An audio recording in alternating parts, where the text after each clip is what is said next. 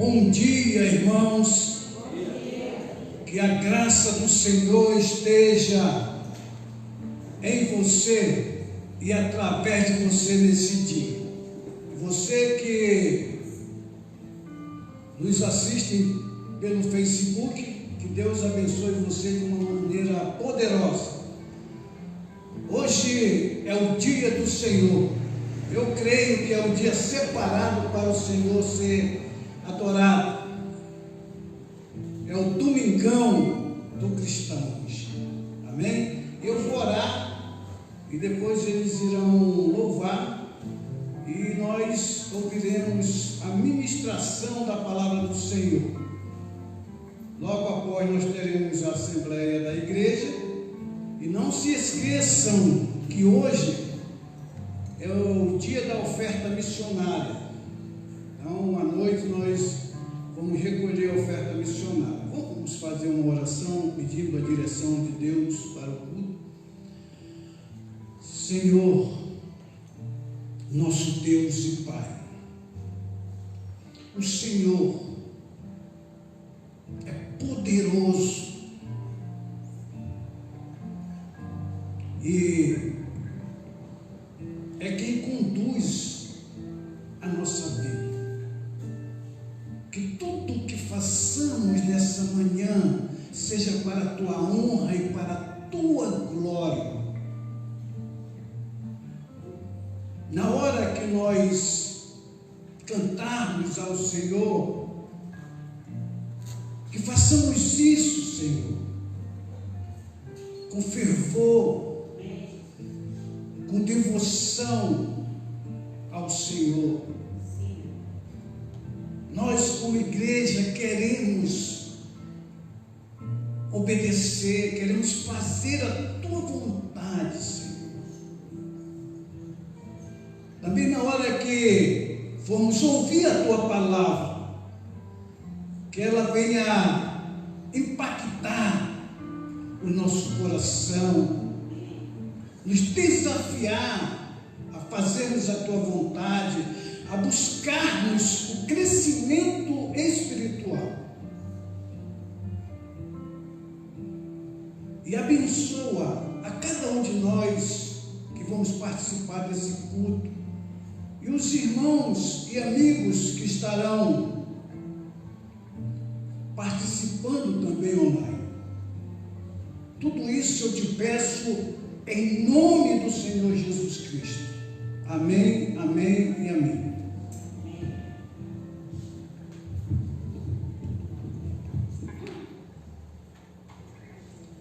Graça e a paz do Senhor Jesus Cristo, meus irmãos. Vamos ficar de pé. Você está animado hoje? Eu estou animado, né? Vamos louvar o Senhor. Vamos cantar Eu Te Busco, Senhor Te Quero. Nós queremos o Senhor todos os dias da nossa vida. Nós queremos louvar a Ele, né? Nesse sentido, nesse ajuntamento, como família do Senhor. Então cante com vigor, com fervor. Amém? Adore o Senhor aí.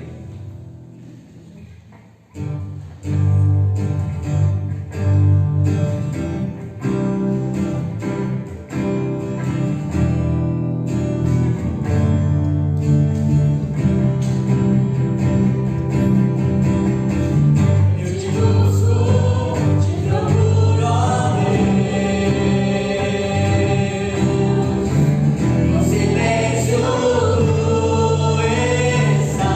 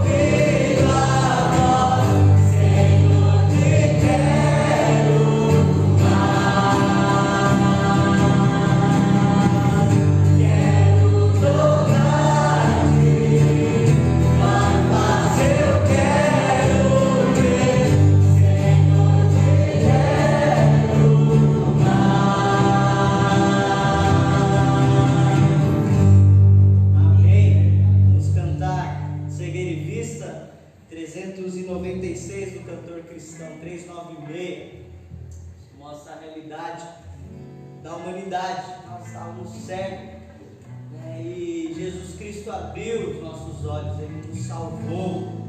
Foi lá na cruz que Ele padeceu, Ele morreu, mas foi ao terceiro dia que Ele ressuscitou. Amém? Amém.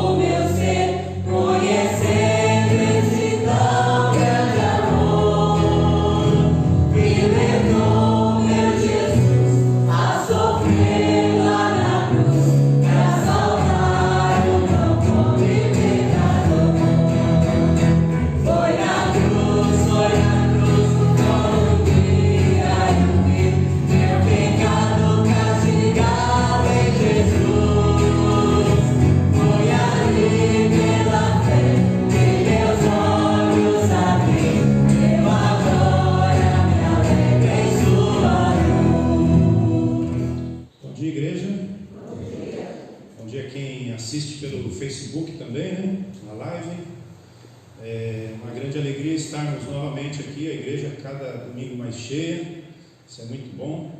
Dá para perceber que as pessoas aos poucos vão voltando, né, às suas práticas diárias comuns. Está todo mundo saindo, trabalhando, indo no mercado, então acho que vir à igreja ainda é um lugar mais tranquilo, né?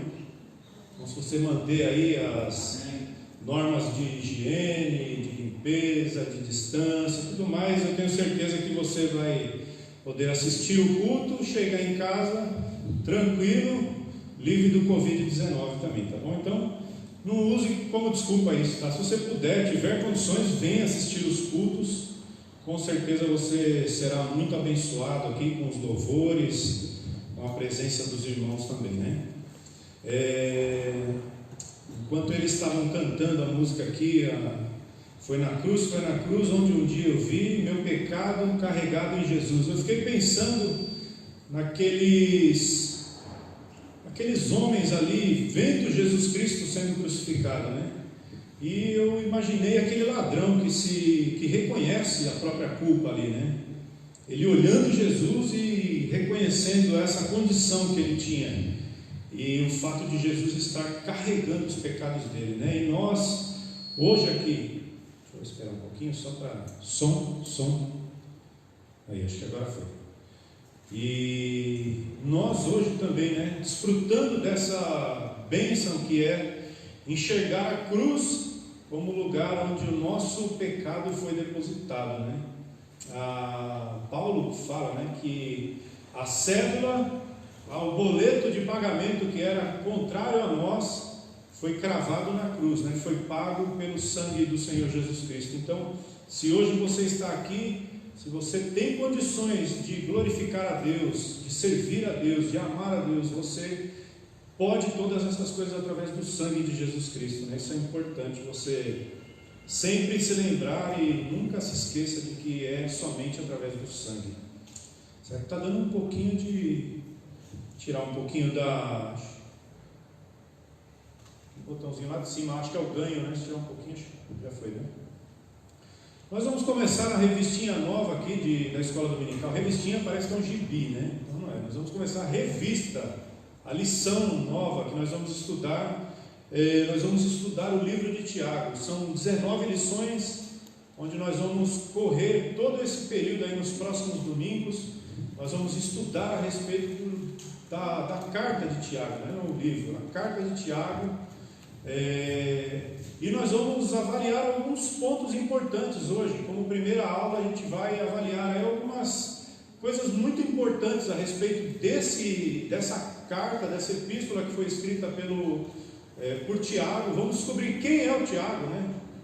Pelo menos 4 Tiagos são mencionados no Novo Testamento, ali nos Evangelhos. Então, qual desses Tiagos é o Tiago que escreve a carta, né? Então, a gente vai saber quem é o cidadão, qual o motivo dele ter escrito, para quem ele escreve, qual era a finalidade. Então, tudo isso a gente vai desenrolar hoje, para podermos, nos próximos encontros aqui aos domingos, nós começarmos a nos aprofundar um pouquinho mais naquilo que Tiago fala, né? Então, abre aí para a Epístola de Tiago, capítulo 1.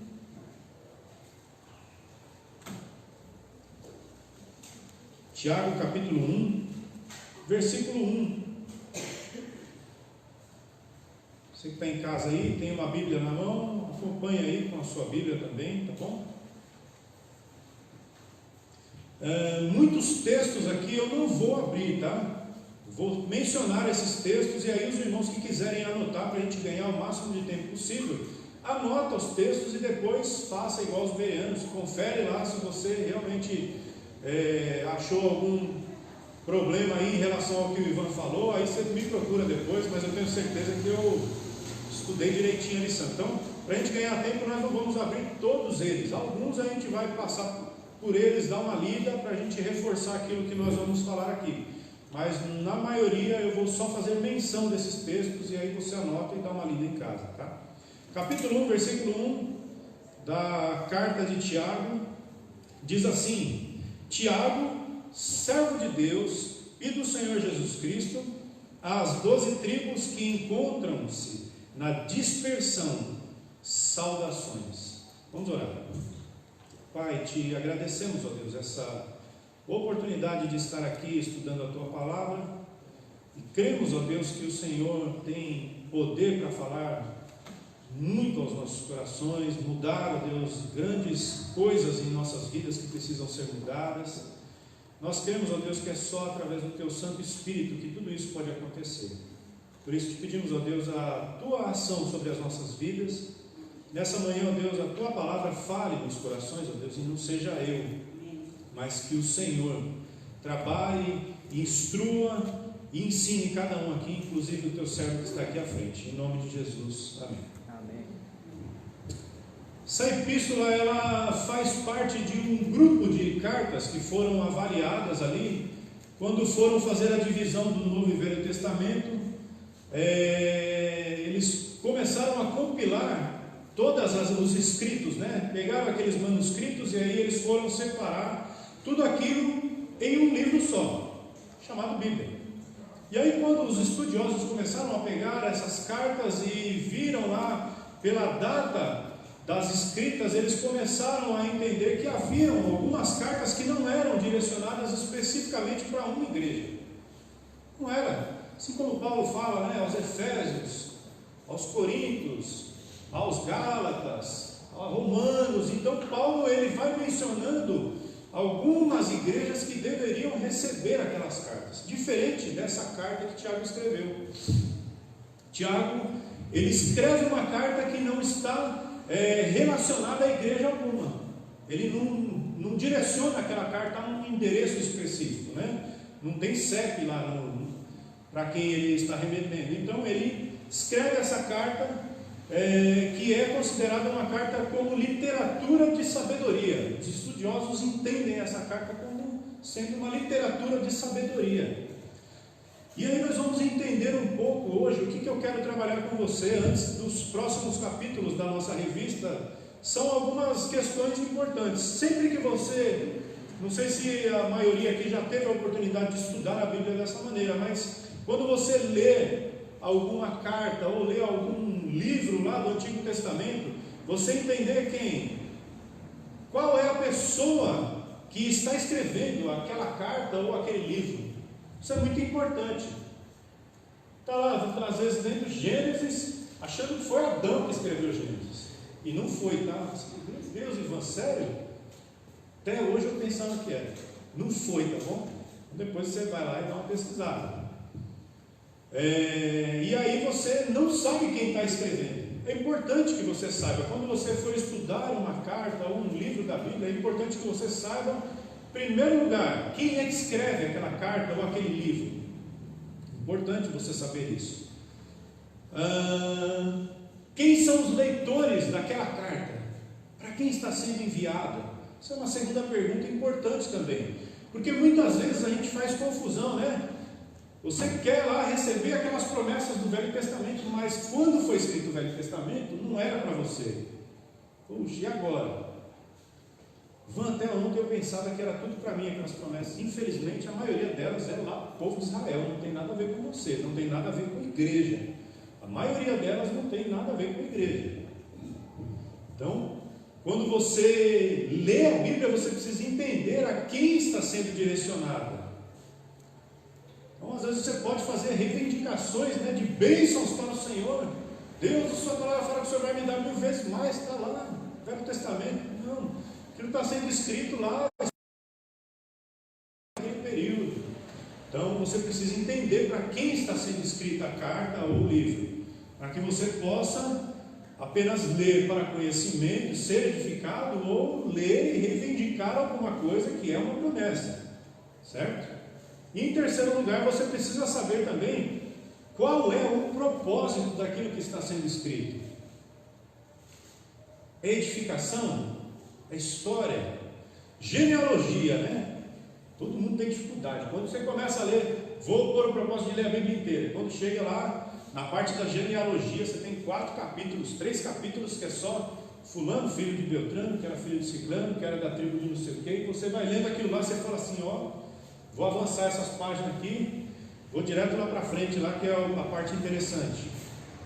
Só que muitas vezes é interessante você ler, que às vezes você entende que Ruth, que não tinha nada a ver com Jesus Cristo, o próprio Salvador veio da descendência dessa mulher. Olha que interessante. Alguém sabia disso? Não, né? Muitas vezes você talvez sabe disso até, mas você, por conta de não estudar e saber aquilo que está acontecendo dentro do texto, ou dentro de um livro, ou uma carta em específico, você às vezes se perde, né? Só para a gente fechar aqui a questão da Ruth. Ruth, ela não era, ela era estrangeira, e ela veio a ser a bisavó de Davi, é isso? Bisavó de Davi. E Jesus Cristo é o quê? É da linhagem de Davi. Então, Davi veio como antecessor de Jesus Cristo, e era a mesma linhagem de Davi a Jesus Cristo. Então, olha só que interessante. Uma pessoa estrangeira, talvez ela não tinha nem, não fazia nem, não tinha nem noção que isso seria, que aconteceria. Então é importante a gente conhecer a respeito de genealogia por conta disso também. Então, para quem está sendo escrita essa carta, qual o propósito dela? Tiago, da mesma forma, quando nós estudamos estudamos essa epístola, a gente tem que entender algumas coisas que são muito importantes, né? Quando Tiago escreve essa epístola, ele tem na mente dele um manual prático a respeito da religião, se nós pudéssemos assim dizer. Manual prático da religião. E é muito interessante quando a gente começa a estudar qualquer uma das epístolas, e a gente começa a levar em consideração esses 3 pontos, né? Que é o autor, os leitores e o propósito da epístola. Então, grave isso, anote aí no cantinho, no papel, para que sempre que você for estudar algum livro da Bíblia, você pergunte isso. Tem dificuldade? Vai lá em alguma Bíblia, um livro de estudo, né, auxiliar, ou uma Bíblia, ou uma enciclopédia, ou um dicionário bíblico, ou no próprio Google mesmo tem muita coisa boa lá, mas tome cuidado, tá? Quando você for fazer pesquisa aí no Google, pode ser que você ache muita coisa aí que está errada, e aí acaba trazendo aquele erro como verdade para a sua vida, cria uma heresia aí para o resto da vida, né? Então, tome cuidado, procure pessoas que tenham conhecimento para poder te auxiliar também.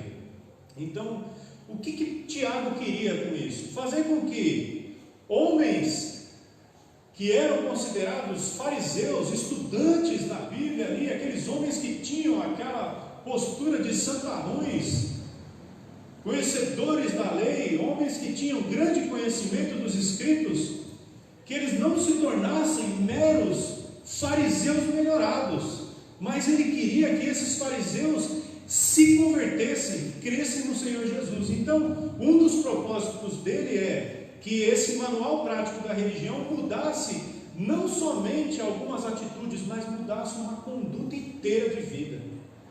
Quando Tiago escreve isso, a intenção dele é essa. Por quê? Por ser um judeu, por ser um conhecedor da lei. E aí nós vamos ver algumas coisas que complementam esse tipo de informação que eu acabei de passar para você. Então, ele não queria que aqueles fariseus fossem fariseus melhorados, agora conhecedores de Jesus Cristo. Não. Tiago tinha a intenção de que essa palavra da carta viesse no momento que transformasse a vida daqueles homens, de tal forma que eles nem pudessem se lembrar de quem eles eram antes. E aí existem algumas coisas aqui. Como a primeira ação é nós sabemos quem é a pessoa que escreve, então vamos entender quem é Tiago. Vamos tentar aqui achar fatos históricos que possam comprovar quem é esse Tiago que escreve a carta. Existem no Novo Testamento pelo menos 4 Tiagos. Aí ficou difícil agora, né? Vai estudar uma epístola que você não sabe quem é, então... o primeiro deles está mencionado lá em Marcos capítulo 5, 37, é Tiago, irmão de João, que juntamente com ele e Pedro formavam o trio mais íntimo de Jesus. E você canta a musiquinha, né? Pedro, Tiago e João no barquinho, não é verdade? Quando você vinha para a escola dominical. Então esse Tiago é o Tiago que é irmão de João, que ele estava entre os 3 mais íntimos de Jesus Cristo. Esse é o primeiro Tiago, que é a primeira possibilidade que nós temos de entender que existe esse Tiago, e pode ser ele o escritor da epístola, né? O segundo Tiago é o Tiago, filho de Alfeu. É um dos 12, e o seu nome está mencionado na lista de apóstolos, lá em Marcos capítulo 3, versículo 18. Ele é chamado de Tiago o menor. Essa é a segunda possibilidade que nós temos de alguém que poderia ter escrito essa epístola. Nada mais se sabe a respeito desse Tiago, filho de Alfeu. A única coisa que nós sabemos é isso, que era conhecido como Tiago menor, filho de Alfeu, e está mencionado lá, está na relação lá dos homens que foram chamados de apóstolos ali, naquela lista lá em Marcos capítulo 13, que está aí na tela, né? Então o nome dele está mencionado nessa lista aí. Terceiro cidadão aqui, o terceiro Tiago, é Tiago, pai de Judas. Esse Judas aqui, só para constar, não é o Judas Iscariotes, tá? Esse é outro Judas. E ele está mencionado lá em capítulo 6, versículo 16 de Lucas. Então esse Tiago também foi mencionado na Bíblia, sendo um dos possíveis escritores da carta de Tiago. E o quarto nome, que também é uma possibilidade, só que nós poderíamos considerar esse cidadão como o menos provável de todos. Menos provável de todos. Que é quem? O próprio irmão do Senhor Jesus. O próprio irmão do Senhor Jesus também chamava-se Tiago, e ele, na nossa cabeça, vamos pensar humanamente falando, se a gente fizer referência a respeito daquilo que João, lá no capítulo 7, versículo 5, fala, que ele, nem mesmo os irmãos dele criam nele. O próprio João escreve isso, que nem mesmo os irmãos de Jesus criam nele. Olha só que interessante. Então esse cidadão é o menos provável para ser o escritor de uma epístola a respeito de coisas concernentes à fé, à pureza, à vida com Deus. Esse cidadão não cria no próprio irmão, vai escrever uma epístola. E aí entra algumas possibilidades, né? Desses 4, apenas 2 poderiam ter escrito essa carta. O primeiro deles era filho de Zebedeu, e o outro seria o irmão de Jesus Cristo.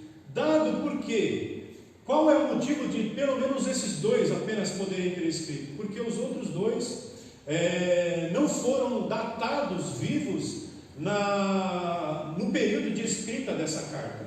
Então já desconsideramos 2 da nossa lista. Sobra apenas filho de Zebedeu, que era Tiago, e o próprio irmão de Jesus Cristo. Desses 2 que sobram, um deles é mencionado como tendo sido morto no ano 44 depois de Cristo, que era o filho de Zebedeu. E aí sobrou quem agora? Tiago, irmão de Jesus, cidadão menos provável, aquele que a gente consideraria como o único que não escreveria nada, nenhum tipo de conselho para a igreja, porque não considerava nem o próprio irmão, não cria no próprio irmão, vai escrever uma carta para abençoar a vida da igreja. Olha só que interessante. Então nós encontramos aqui quem é o escritor da carta, né? Tiago, irmão de Jesus, irmão do Senhor Jesus. Nós entendemos que Tiago, irmão de Jesus, ele era o segundo mais velho da companhia toda ali de irmãos, né? Primeiro sendo Jesus, depois Tiago e os demais. Por que a gente entende isso? Porque quando dá-se lá o fato da crucificação, está lá no capítulo 19 de João, 19, 26 e 27, ele fala para o irmão dele, fala: olha, cuide aí de Maria. Cuide de Maria, ele está dando ordem para o irmão. E naquele período, quem dava ordem a quem era? Os irmãos mais velhos ordenavam os irmãos mais novos. Então nós conseguimos entender que Tiago, ele era o segundo da lista de filhos de Maria. Então ele está ali coordenando esse momento da crucificação, e ele diz ali para João, falou: olha, cuida de Maria aí, fica com ela. Se você ler o texto todo, depois você vai entender que ele sai dali daquele momento. Então é como se ele estivesse colocando o irmão mais novo para ficar ali, olhando o que iria acontecer durante aquele período de sofrimento ali de Jesus Cristo, da crucificação, e ele trata dessa forma, e nós conseguimos considerar isso também a respeito dele, né? Há algo muito interessante que acontece com Tiago. Como foi mencionado aqui, por ele ser um dos irmãos e pelo fato dos irmãos não crerem em Jesus, para que a obra do Senhor pudesse se concluir, Deus, sabendo que haveria necessidade da escrita dessa epístola, Paulo menciona lá em 1 Coríntios capítulo, deixa eu achar aqui que eu anotei, Gálatas capítulo 1:9. Abre para a gente aí, Anderson, por favor.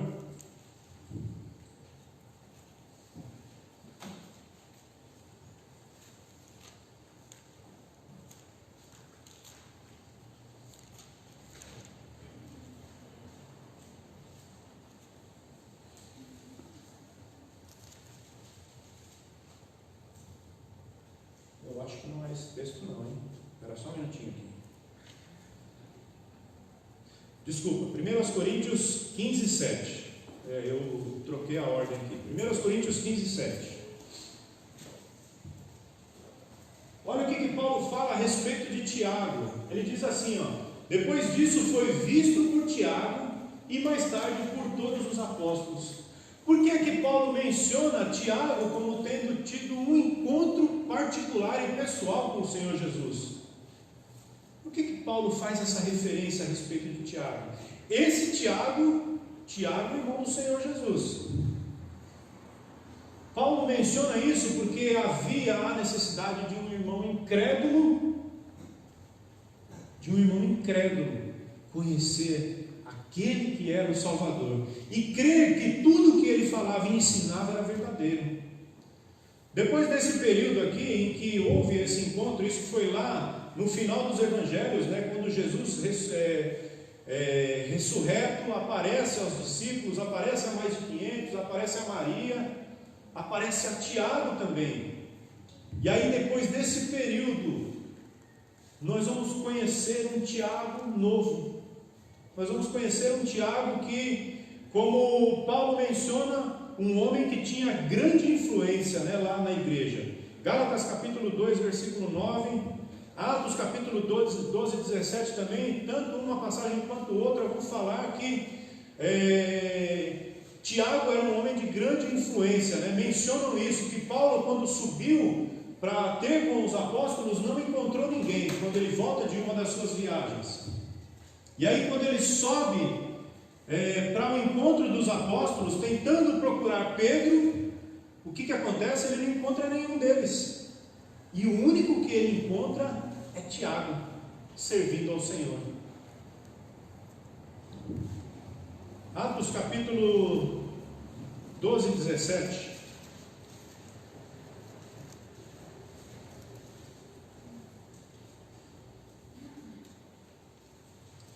Esse texto mostra quanto esse homem ele era respeitado pelos judeus, né? Ele, porém, fazendo-lhes sinal com a mão para que se calassem, contou-lhes como o Senhor o tirara da prisão e acrescentou: anunciar isso a Tiago e aos irmãos. E saindo, retirou-se para outro lugar. Então Paulo, dando testemunho daquilo que havia acontecido com ele, pede para que contem a Tiago, porque Tiago tinha uma posição de influência na igreja. Na igreja judaica, Tiago tinha uma influência muito grande, e eles queriam Paulo queria que aquela informação do livramento, do grande livramento do Senhor sobre a vida dele, chegasse até Tiago, porque isso seria disseminado entre toda a igreja dos judeus ali. Então nos leva a entender que esse Tiago, depois do encontro com o Senhor Jesus, passa a ser um homem de grande influência no meio do povo judeu. Primeiro nós entendemos agora aqui quem é o Tiago, pois nós descobrimos que Tiago era esse aí, né? Era o irmão do Senhor Jesus. Em terceiro lugar, nós vamos ver agora um Tiago já renovado, né? Tiago, servo de Deus e do Senhor Jesus Cristo. Ele se coloca como servo e chama Jesus Cristo de Senhor. Tiago testemunha claramente que a graça de Deus e reconheceu que o irmão mais velho era realmente tudo aquilo que ele afirmava. Quando ele se põe dessa forma, lá no capítulo 1, versículo 1, né, ele diz assim: Tiago, servo de Deus e do Senhor Jesus Cristo. Tiago se coloca já numa posição agora de servidão, reconhecendo o grande poder e o grande trono do próprio irmão, né? Tudo aquilo que ele falava era verdade. Tudo que ele falou era verdade. Agora imagina você, sendo irmão do Senhor Jesus, qual seria a sua postura em relação a ele? Não adianta levantar a mão e falar: não, eu teria crido. Mentira, todos nós aqui teríamos duvidado, tenho certeza absoluta disso, sem medo de errar, tá bom? 99% desse povo que está aqui iria dizer: mentira, não é Salvador lá cortando madeira, carpinteiro, um homem feio, né, da aparência feia, como Isaías diz, né, que não tinha nenhuma aparência, nenhuma beleza, nenhuma formosura para que olhássemos para ele e o desejássemos. Então imagina os irmãos olhando, morando na mesma casa ali. Isso é Jesus? Justifica então o fato de Tiago não crer no próprio irmão. E nem não somente Tiago, mas todos os irmãos dele não criam nele, né? Então agora nós vemos aqui um Tiago que é um homem influente e um homem que crê no poder do Senhor Jesus. Então é esse Tiago que nós estamos tratando aqui. Já um Tiago restaurado, né? Não recondicionado, um Tiago restaurado. Um Tiago que agora já não é mais aquele homem duvidoso em relação à obra redentora do Senhor Jesus, mas é um homem que crê nisso. É um homem que crê nisso. Tanto é que ele crê que durante todo o período que nós passamos aqui estudando todos esses capítulos do livro, nós vamos entender tudo o que Tiago tem a dizer a respeito de vida cristã, de compromisso com Deus. Só um homem que realmente tenha sido restaurado pode ensinar coisas desse calibre, né? Então é muito importante que a gente saiba disso. Terceiro lugar, para quem Tiago escreveu? Para quem foi endereçada essa carta, né? Versículo 1 ele diz assim, ó: as 12 tribos que encontram-se na dispersão. As 12 tribos que encontram-se na dispersão. Essa carta ela foi incluída no Novo Testamento, ficou conhecida como Epístolas Gerais, porque não se dirigiam a um leitor em específico, mas a um grupo de leitores, né? E nós vamos entender aqui que essas 12 tribos e dispersão, existem algumas explicações aqui que podem ser cabíveis para esse tipo de fala que ele utiliza aqui, né? Esse termo, 12 tribos, dispersão, o que isso quer dizer? Então nós vamos entender para quem está sendo escrita essa carta, né? Em primeiro lugar aqui, as 12 tribos. Após o exílio da Babilônia, lá em 538 a.C., nós não ouvimos mais falar nada a respeito das 12 tribos. É como se elas tivessem sumido do mapa. As 12 tribos de Israel. Não há mais menção nenhuma a respeito dela. Nada. Saíram de lá do exílio da Babilônia, e aí após isso, se você procurar relatos da Bíblia a respeito das 12 tribos, você não vai achar nada. E historicamente falando,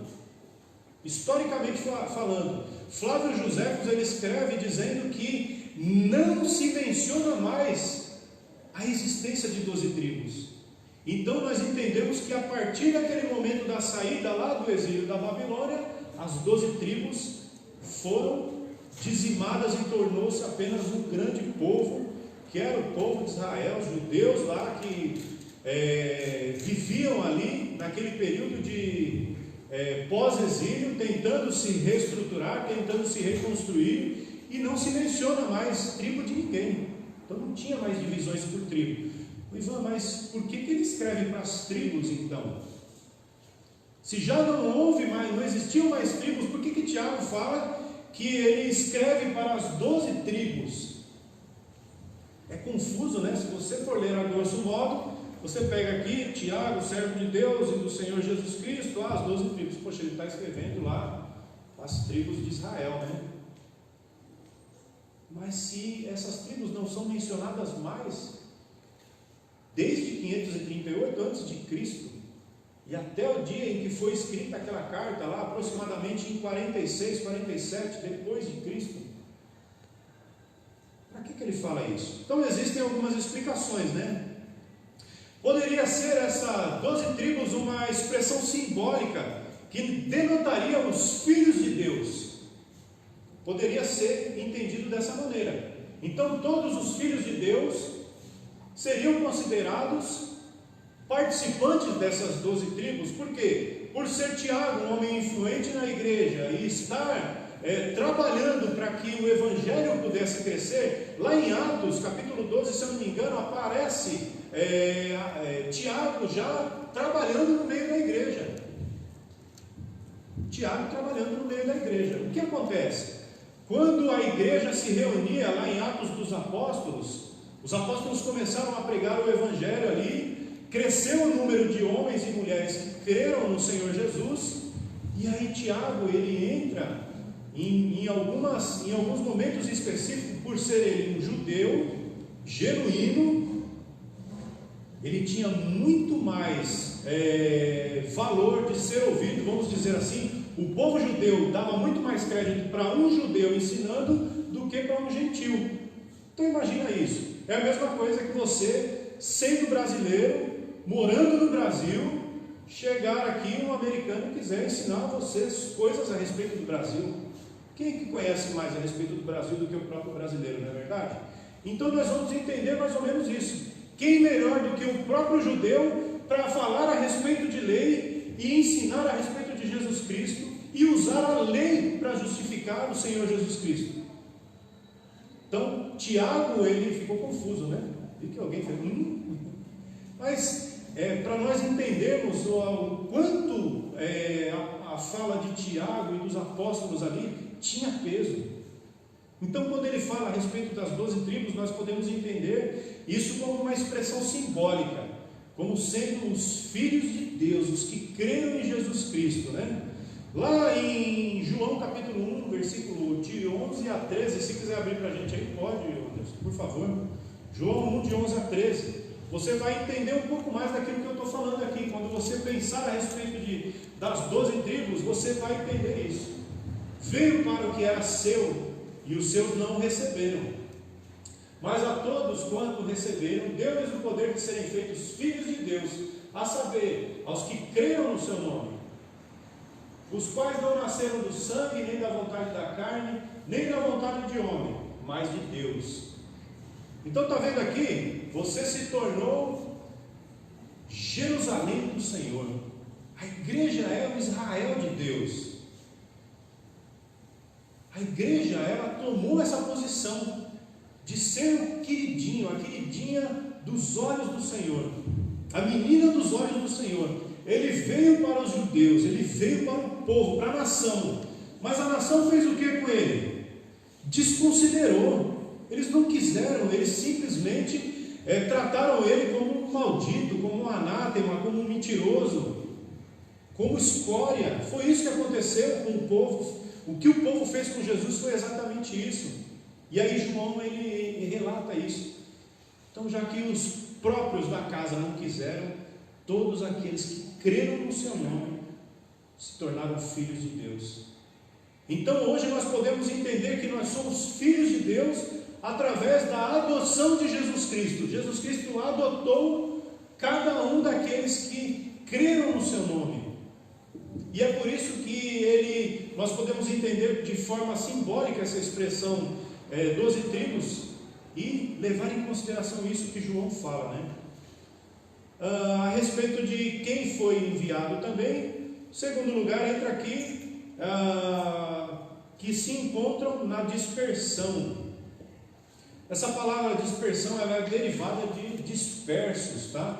De distantes, longe, tirados do seu local comum. É isso que o dicionário comum fala, tá? Então, pessoas que têm uma pátria, mas não se encontram mais nela, estão fora da sua pátria, está disperso, está longe, foi levado para fora de.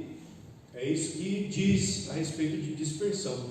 E nós podemos entender essa palavra dispersão como sendo uma palavra simbólica também, uma expressão que pode denotar uma simbologia daqueles que se encontram longe da sua pátria celestial. Nós estamos dispersos e longe da nossa casa, longe da nossa pátria. É assim que os cristãos eles se encontram hoje, distantes da terra prometida, vamos dizer assim. A Jerusalém celestial, nós estamos longe dela, mas um dia estaremos lá. Então, essa carta ela pode ser entendida através desse termo que foi escrito para pessoas que creram no Senhor Jesus, mas por conta da distância do céu, por não terem morrido, são esses que vão ouvir também. Há também uma segunda possibilidade, né? Que seria o quê? No período daquela grande perseguição que Jerusalém passou ali, quando Roma veio, desceu lenha no povo ali, em Atos dos Apóstolos, houve uma grande perseguição, e aí aconteceu o quê? por que o Evangelho cresceu tanto naquela época em Atos?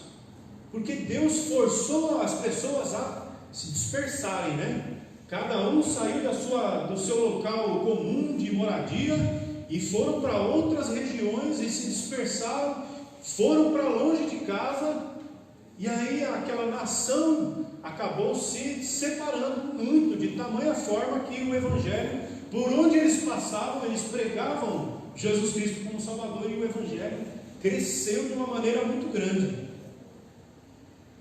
Foi um surto de evangelização, vamos dizer assim, e as pessoas iam crendo, e aí a perseguição vinha e o povo fugia para outro lugar e pregava o Evangelho, e a perseguição vinha e o povo cria e eles iam para outros lugares. Então nós podemos entender também dessa forma a respeito da dispersão.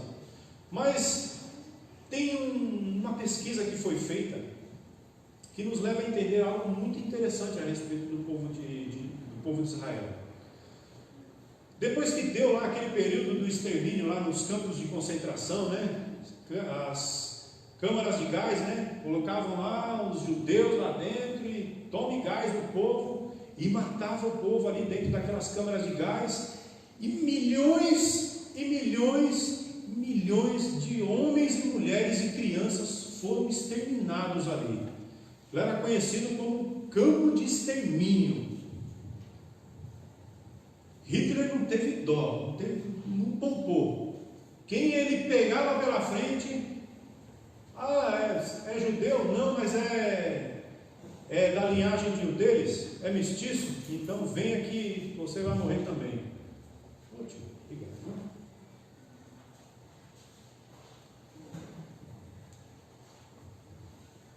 E aí Hitler fez isso. E aí o que aconteceu?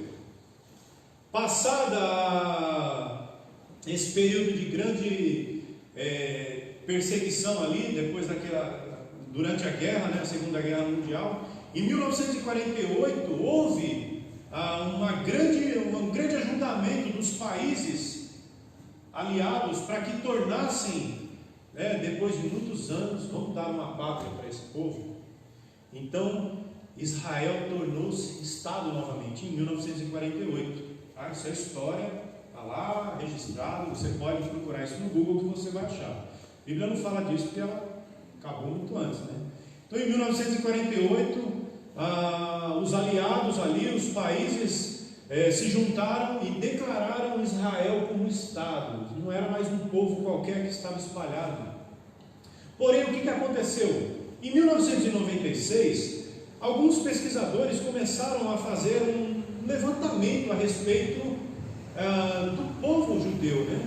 O que aconteceu com esse povo? Vamos saber onde é que eles estão. E aí eles encontraram o seguinte resultado da pesquisa dele. Estimavam-se em 1996, 24 anos, né? Atrás, exatamente. Estima-se que haviam 4 milhões e meio de judeus vivendo em Jerusalém, em Israel, né, no caso, cerca de 5 milhões e meio nos Estados Unidos, 2 milhões e meio em países da União Europeia, 750 mil na França, 500 mil no Reino Unido, 250 mil na Argentina e 130 mil no Brasil. E aí nos leva a entender que houve um cumprimento lá naquela profecia de Ezequiel 12:15, que diz assim: saberão que eu sou o Senhor, quando eu os dispersar entre as nações e os espalhar pela terra. Olha que interessante, cumprimento de uma profecia de Ezequiel. Então o povo, mesmo tendo pátria agora, o que aconteceu? Eles continuaram dispersos. Então pode ser que essa carta visava alcançar futuras gerações, porque na época de Tiago ele já via a perseguição de Roma, via a dispersão do povo ali no período de Roma, né? Em Atos dos Apóstolos, ali o povo indo embora, ele falou: gente, se houver país do outro lado do oceano, logo eles chegam lá. Tenho que escrever. Então essa seria a segunda opção. Primeira delas, a dispersão em relação a estarmos longe da nossa pátria celestial, ou judeus que estavam longe de casa. O que Tiago pretendia transmitir para os leitores daquela epístola? Agora é que entra o interessante do negócio. Se você prestar bem atenção, você vai ver que Tiago, ele era um homem de Deus mesmo, era um cidadão que ali dá para crer no encontro que ele teve com o Senhor Jesus. Houve transformação na vida daquele homem. E agora ele vai tentar trazer para a gente algumas coisas importantes, né? O que ele pretendia ensinar para o povo com aquilo tudo que ele estava falando ali, né? Tornai-vos, pois, praticantes da palavra e não somente ouvintes, enganando-vos a vós mesmos. Tiago, capítulo 1, versículo 22. Aí, se você tiver com a Bíblia aberta, vira uma página aí que você vai achar já esse texto. Com esse termo utilizado aqui nesse versículo, Tiago deixa claro que a ação da escrita dele era pura e simplesmente prática de vida com Deus. Não tinha outro motivo. Era prática de vida com Deus. E aí Tiago começa a fazer um esboço a respeito daquilo que ele vai ensinar, e ele vai nos ensinar coisas importantes. Primeira delas, a respeito de Deus. Então ele começa a observar algumas doutrinas de Deus, e entre elas está mencionada as seguintes lá na carta: 1,5, doador de sabedoria. 1,13, jamais tentado pelo mal. Está falando de Deus. 1,13 também, santo, e ele mesmo a ninguém tenta. 1,17, imutável. 1,18, criador. 1,20, justo. 1,27, pai. 2,5, Deus que escolhe os rejeitados. 2,23, amigo de Abraão. 3,9, criador do homem. 4,4, Deus zeloso, não tolera rivais. 4,6, doador de toda graça e resistente aos soberbos. 4,12, legislador e juiz. Então ele faz aqui, discorre dentro da carta dele a respeito de Deus e utiliza observações interessantes a respeito das doutrinas de Deus, características particulares que somente Deus teria. E ele faz com que a gente entenda isso de uma forma bastante prática na nossa vida. Segundo lugar, ele fala a respeito de Jesus Cristo também. O nome de Jesus Cristo na epístola aparece 2 vezes, lá no capítulo 1 e no 2:1. No restante, ele chama Jesus de Senhor 14 vezes em diversos textos aqui. Depois, se vocês quiserem, podem me procurar, que eu não vou passar todos agora, senão a gente vai estender o nosso tempo. Mas ele deixa entender aqui que ele prefere chamar o próprio irmão de Senhor do que de Jesus. Não é interessante? Ele prefere chamar de Senhor. O que Tiago está fazendo com isso? E o que ele nos ensina a respeito disso? Que ele aceita e recebe o senhorio do irmão dele, do irmão mais velho, como sendo algo muito importante para ele. Olha, eu me sinto bem servindo ao meu irmão. Eu me sinto bem. E semelhante a Tiago, Paulo fala que Jesus, ele é o nosso irmão mais velho, não é isso que Paulo fala? Ele é o nosso irmão mais velho.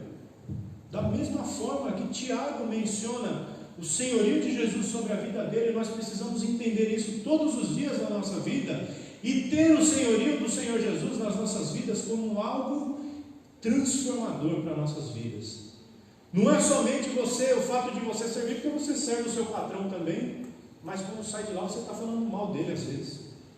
Rapaz, eu trabalho com esse miserável, o cara está enriquecendo e eu aí, ó.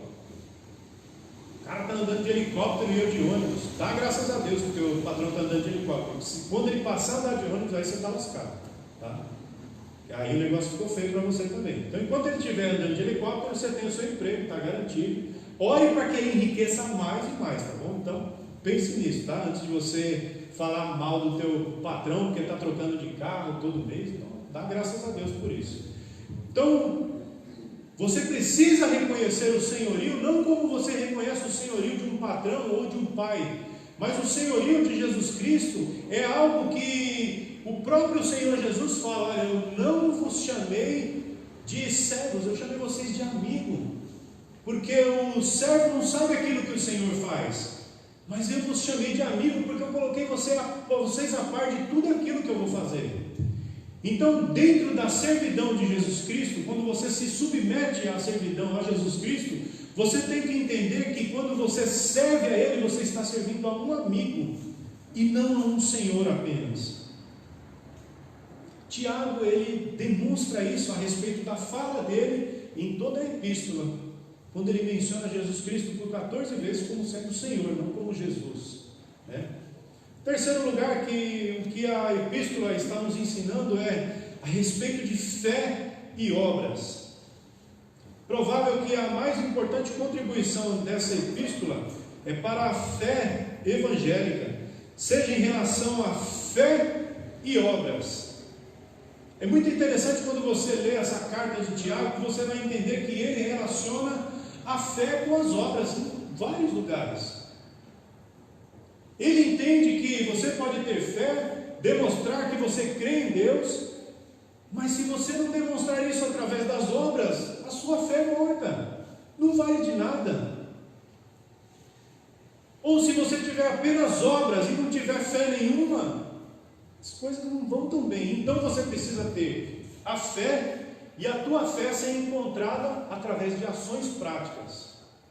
Você ama o próximo, legal, ama o próximo. Aí o próximo vem e te pede um prato de comida. Você fala: vai em paz que eu vou orar para você conseguir. E você não supriu a necessidade do cidadão. O cara continua com fome e bravo com você agora. Fala assim: miserável, vai orar por mim? Nada.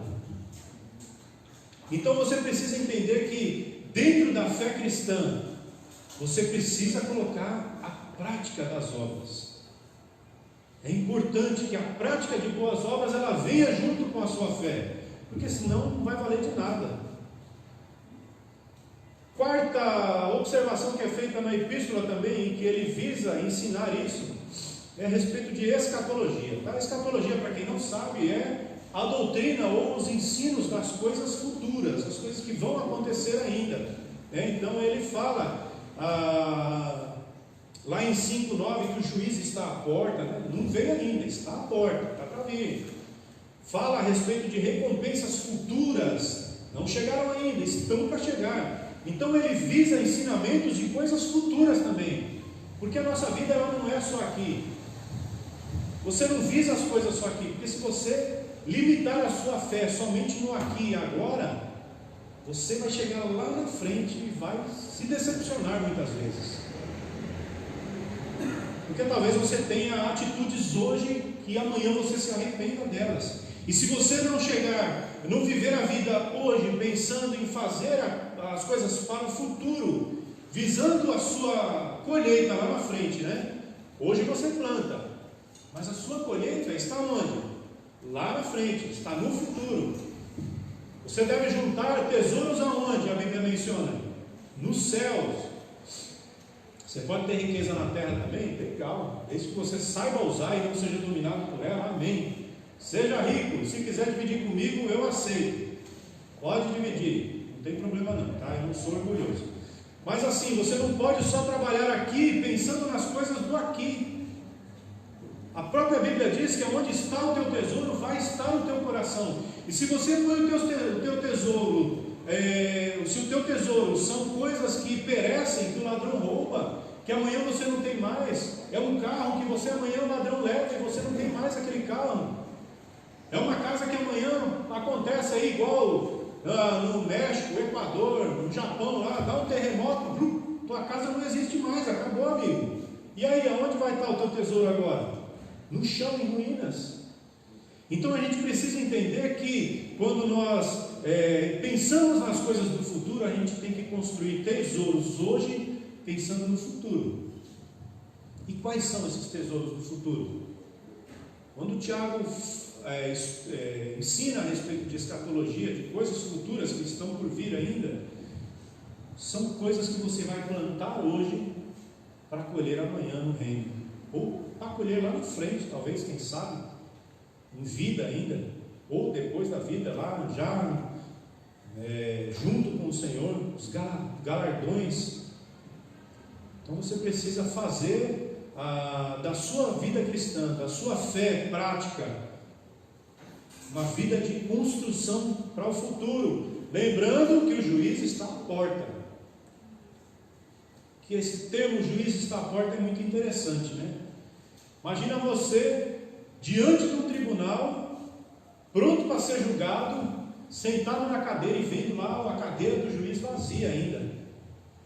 Eu tive a oportunidade de ir uma vez num... Como é que chama?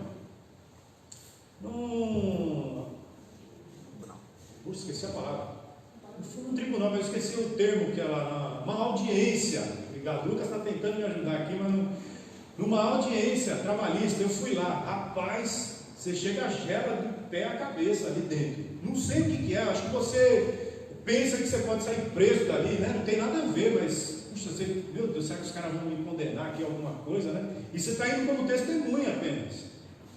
E a hora que entra o juiz lá, cara, é mais simples do que aqueles tribunais criminais, mas o cara fala, senhora meritíssima fulana de tal, entra uma menina menor do que minha mulher, mais magrinha, miúda de tudo. Você fala, rapaz, a menina dessa bateu o vento, ela caiu lá embaixo.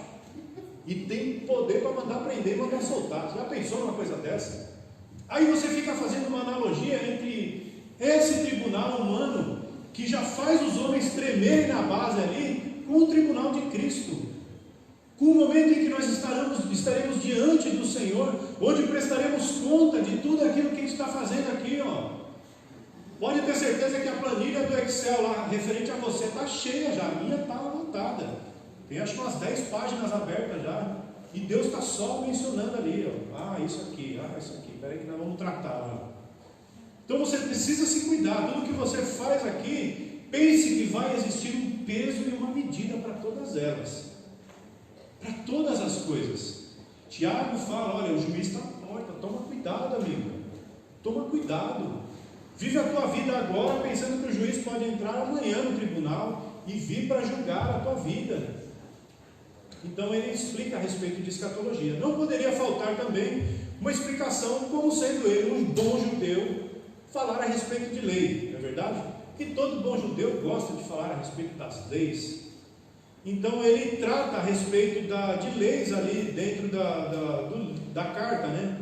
Tiago capítulo 1, 25, 2, 8, e aí tem vários textos aqui, 2, 12, falam a respeito de leis ali. E o termo lei, dentro, só para curiosidade, aparece 7 vezes dentro da epístola. E isso nos mostra o quanto era importante ele tratar a respeito de leis com os seus companheiros. Eram judeus também, viviam baseado nas leis. Puxa, e aí, vou deixar de ensinar esses caras? Não. Então ele prova dentro da lei que Jesus Cristo é verdadeiro. Prova dentro das doutrinas judaicas que Jesus Cristo era o Messias. Então é essa visão que Tiago tinha. E por último aqui, não menos importante, eu acho que essa é a moral da história toda. Quando Tiago trata a respeito da carta, ele quer falar muito a respeito de questões éticas e prática de vida cristã. Ele fala muito disso, muito mesmo.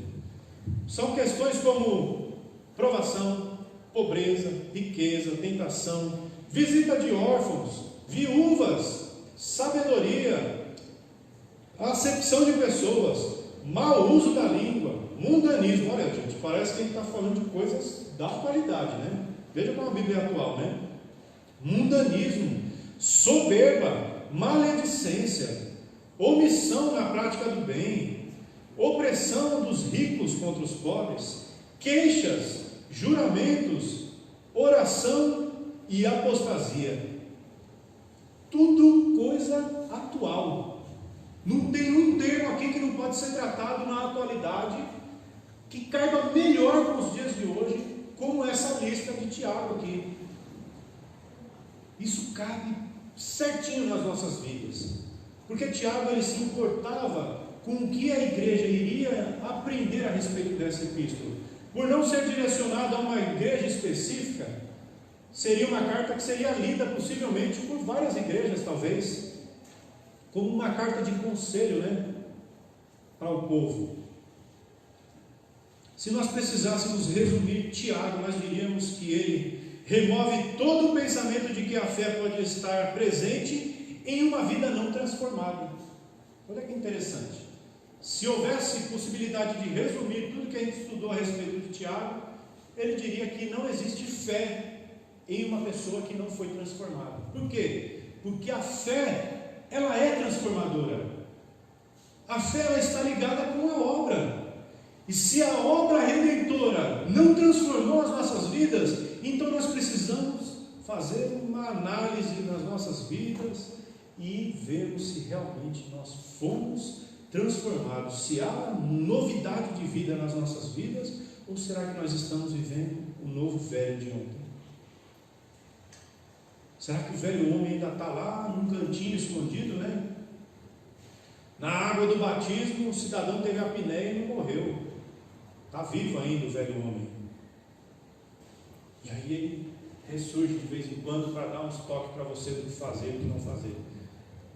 Quando você estuda essa carta de Tiago, você tem o entendimento de que a vida cristã prática, ela está relacionada à transformação de vida, à renovação de vida. Se você tem fé e não tem uma nova vida, você não tem fé. É isso que Tiago está dizendo. Tua fé é morta. Como está a tua fé nos dias de hoje? Você já chegou a avaliar isso? Você crê realmente que Deus pode fazer grandes coisas na sua vida? Ou será que você duvida ainda que essas grandes coisas podem acontecer? Será que você crê que grandes coisas podem acontecer através da igreja do Senhor Jesus, do trabalhar de uma igreja forte, de uma igreja que segue em frente? Ou será que você não crê mais nisso?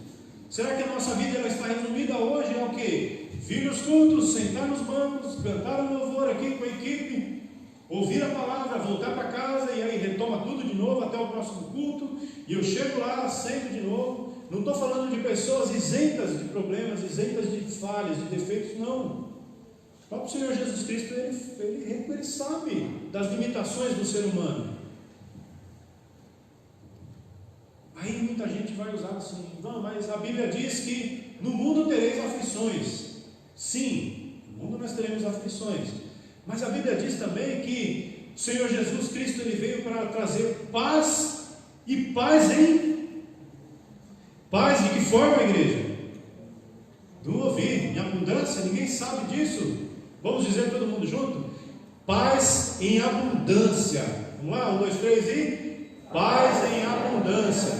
E tem muita gente que está trocando isso, que está vivendo uma vida de aflições em abundância e uma paz desse tamanho. Você está fazendo isso, você está mudando o sentido do curso da sua vida. É interessante, uma vez eu ouvi um pastor falando e achei muito interessante aquilo. Ele falou que realmente Jesus Cristo falou para você carregar a sua cruz e seguir. Só que ele não falou o tamanho do peso que a sua cruz tem que ter. Ele não falou nada. Ele não falou nada. Por quê? O peso da cruz quem acrescenta somos nós. Sou eu e você. A gente que põe peso na nossa cruz. E ele ainda brinca, ele fala assim, eu queria carregar uma cruz de isopor, com uma rodinha ainda, que é para ficar fácil. Você precisa tomar a sua cruz e seguir, mas o tamanho da sua cruz quem põe em você. Se ela é de peroba, de cedro, ou de concreto, sei lá, é você que está acrescentando peso na sua cruz. Porque você muitas vezes e eu, nós focamos mais no tamanho das aflições do que no tamanho da graça, no tamanho da paz. E Tiago ele veio para trazer essa nova perspectiva de vida cristã. Não mais uma vida cristã medíocre, uma vida cristã que você fala de uma coisa e não pratica aquilo. Certo que nós muitas vezes vamos falhar, vamos cair, vamos levantar e continuar a luta. Isso não é uma derrota perene, não, foi apenas uma batalha que você perdeu. Isso é igual um lutador, entra no ringue, de 20 lutas ele perdeu uma. E como é que está sendo a sua vida? Considere isso. Comprometa-se com Deus, faça com que a tua fé seja uma fé genuína de tal forma que torne a tua fé em prática diária. Não somente uma fé fingida, onde você diz eu creio em Deus, mas a hora que vem a aflição, você treme na base, e aí você não põe em prática aquilo que você crê. Então eu quero te pedir para que você saia daqui hoje, nessa manhã, com uma mentalidade nova, transformada a respeito disso. E nos próximos capítulos que a gente estudar, que a gente possa aprender realmente tudo aquilo que Tiago vai nos ensinar dentro dessa epístola. E lembre-se sempre que é o X da questão: a fé sem obras, ela é morta. Deus abençoe você, espero que você seja engrandecido e saia daqui cheio, repleto e alegre com a palavra de Deus e em todo o seu potencial, que você possa servir a Deus da melhor forma, tá bom?